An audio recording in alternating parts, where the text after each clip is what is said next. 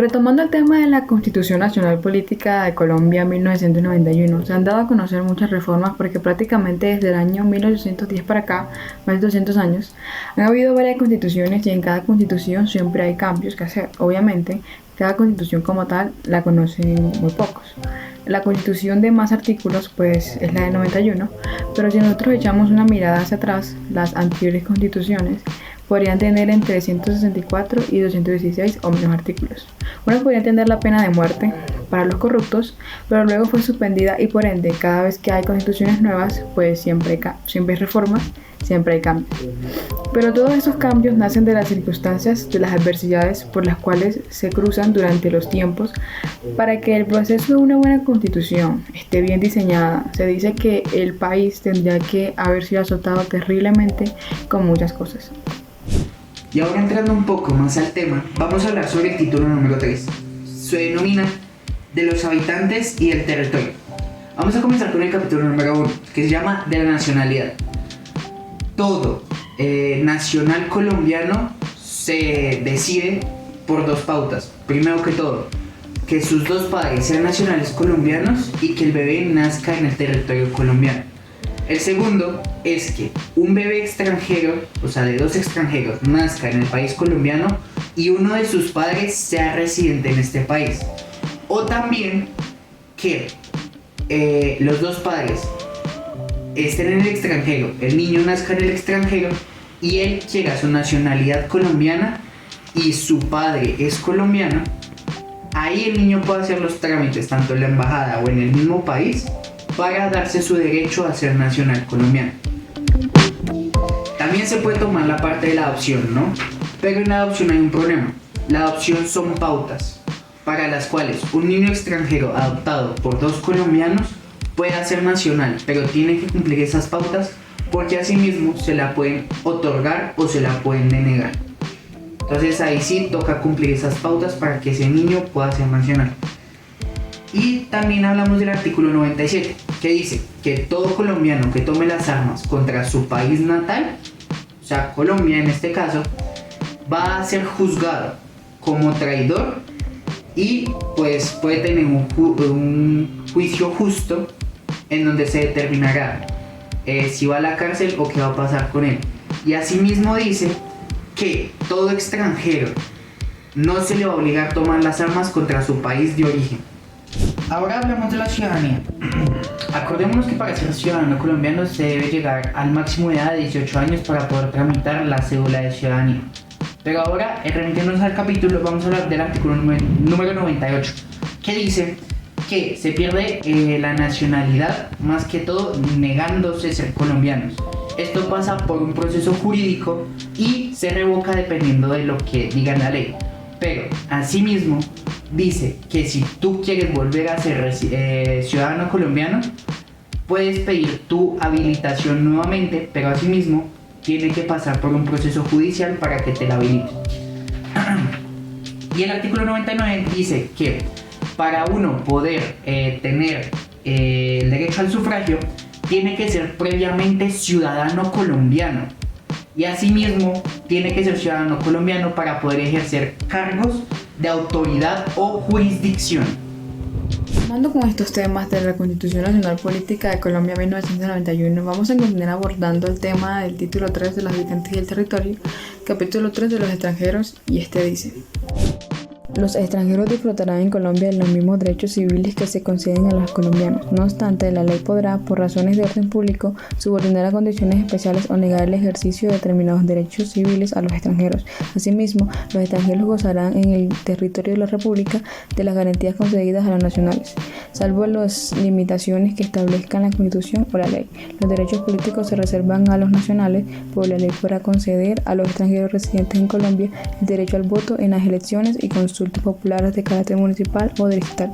¿Esto qué nos quiere decir? Bueno, lo primero que tenemos que investigar es cuánto es el tiempo prudencial que le determina a un extranjero para poderle conceder la visa de residencia o tener la ley a esa nacionalidad. Propiamente en estas palabras podemos decir más exactamente como ejemplo que a los venezolanos entre 1 o 2 años más o menos puede darse de la ubicación de este documento y obviamente Cuando se le otorga esa nacionalidad, los venezolanos pues tienen el beneficio del poder del sufragio, o sea que ellos pueden votar como ciudadanos de esa nación. Básicamente, los que no quieren tratar el artículo 101 es cómo está conformado nuestro territorio. Y este dice: forman parte de Colombia, además del territorio continental, el archipiélago de San Andrés, provincia de Santa Catalina y las islas de Malpelo, y demás islas, islotes, cayos, morros y bancos que le pertenecen. También son parte de Colombia el subsuelo, el mar territorial, la zona contigua, la plataforma continental, la zona económica exclusiva, el espacio aéreo, el segmento de la órbita geoestacionaria, el espectro electromagnético y el espacio donde actúa. Para finalizar, tenemos el capítulo 4 titulado El territorio. Es un artículo de 15 palabras. Este artículo dice así: el territorio, con los bienes públicos que de él forman parte, pertenecen a la nación. Este hecho nos habla que todo bien público pertenece a la nación, pero nosotros tenemos que analizar cuáles son esos bienes públicos que pertenecen a dicha nación. Como ejemplo, tenemos el puente peatonal. Pertenece a la nación, no pertenece a los policías, no pertenece, digamos, a cualquier tipo de persona que quisiera con ello lucrarse. Si hablamos de los parqueaderos públicos que se encuentran situados en los barrios, hay que tener presente ese parqueadero que está ahí, pues hace parte de un bien público y pertenece a la nación. Esto significa que hay personas que se lucran con esos espacios. No piden permiso al Estado para utilizar dicho espacio, sino que simplemente lo toman, lo asumen como si fuera de su propiedad y se lucran con ello. Este título realiza grandes aportes a la Constitución política a pesar de constar solo de 4 capítulos y 9 artículos, como ya fue mencionado. Es muy importante principalmente porque no se puede concebir un Estado sin un pueblo que lo integre y que desde la soberanía legitime su existencia, mucho menos sin un espacio que ocupar y sobre el cual establecer y aplicar las normas y el ejercicio de los derechos de los ciudadanos. El primer capítulo aporta claridad acerca de qué personas y bajo qué condiciones los extranjeros o sus hijos pueden tener nacionalidad colombiana. Esto es indispensable para el desarrollo del capítulo 2, porque sin la nacionalidad colombiana no se puede ejercer la ciudadanía, que como ya sabemos es esa pertenencia a una persona en una sociedad organizada, entendida también como el vínculo entre el Estado y el miembro de la comunidad. Asimismo, el tercer capítulo demuestra que existe cierta inclusión e igualdad con los extranjeros, como por ejemplo brindándoles los derechos civiles, aún así dándole prioridad a los colombianos de nacimiento. Finalmente, el capítulo 4 resalta la importancia del territorio en la conformación de un Estado como una de las partes más importantes.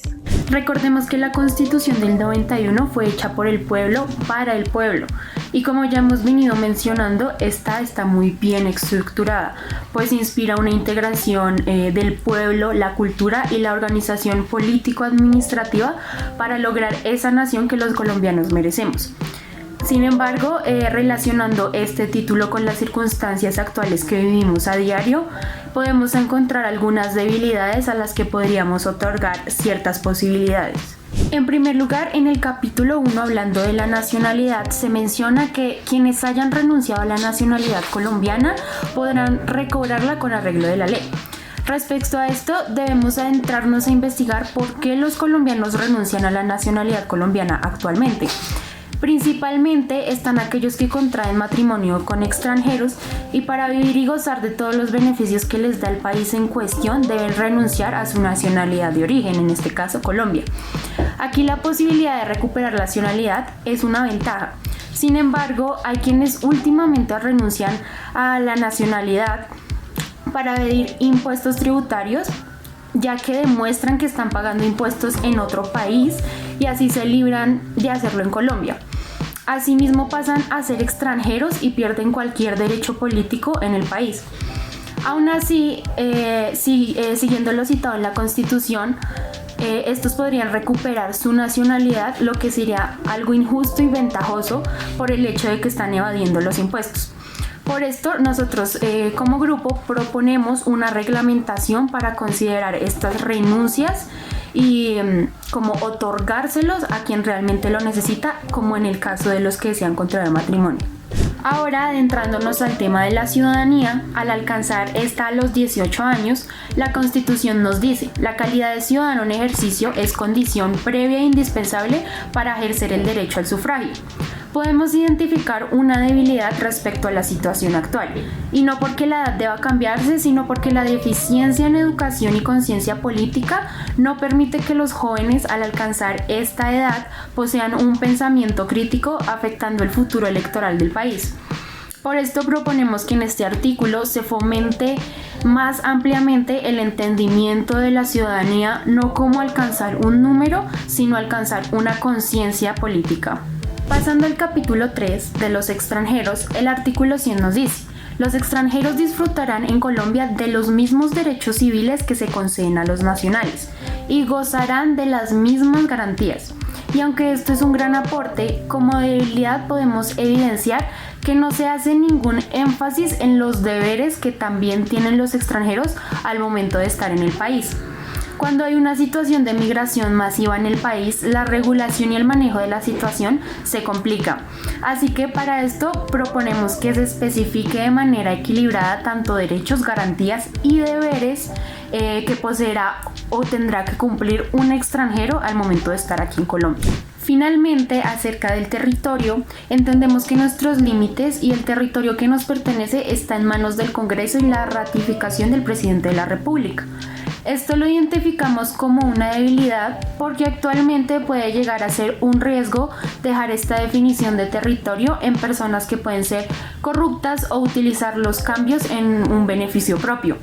Esta definición de territorio debería ser una decisión totalmente del pueblo en caso de presenciar algún cambio, con el único objetivo de preservar lo que nos pertenece.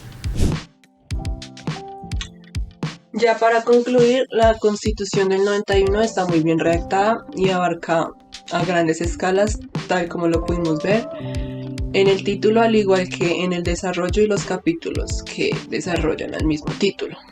A esto me refiero que se tienen en cuenta tanto los derechos, los deberes y las garantías de los ciudadanos pertenecientes a la nación colombiana, al igual que los extranjeros que residen en Colombia. Y por último, pero no menos importante, también se tiene en cuenta, obviamente, el territorio colombiano. Entonces, definitivamente los problemas como país no emanan de una mala constitución careciente de un buen contenido, sino más bien estos problemas provienen de que como colombianos no cumplimos con las leyes plasmadas en dicha constitución y pues claro, esta termina siendo la razón por la cual no logramos avanzar como país, o por lo menos ninguno de esos avances alcanza a ser notable, ya que pues claramente esta constitución fue hecha para que como país se desarrollaran ciertas mejoras, pero finalmente y desafortunadamente esas mejoras, debido al incumplimiento de las mismas, no alcanzan a ser suficientes para una mejora como país. Entonces, así como fue desarrollado anteriormente, como grupo encontramos tanto fortalezas y debilidades de esta constitución. Estas debilidades las acompañamos de algunas propuestas de mejora, haciendo este ejercicio mucho más interesante, ya que nos puso a analizar bien y detalladamente cada uno de los artículos que compone este capítulo. Y nos permitió como jóvenes también ese pensamiento crítico frente a cómo se supone debe funcionar la Constitución tal cual como está plasmada, y hacer también o tener también un contraste de cómo es la Constitución actualmente, cómo está escrita y cómo podría ser en caso de que se realizaran ciertas mejoras.